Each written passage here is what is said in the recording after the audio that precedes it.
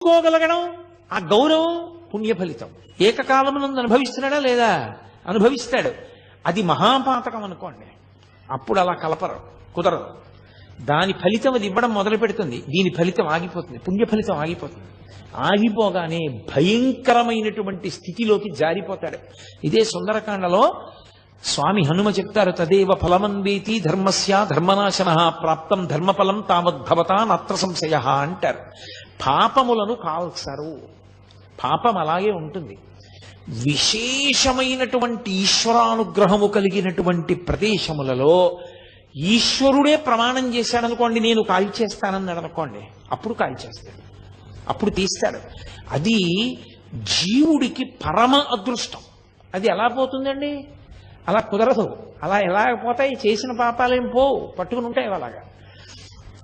ఆ పాపములను కాలుస్తారు. ఎప్పుడు?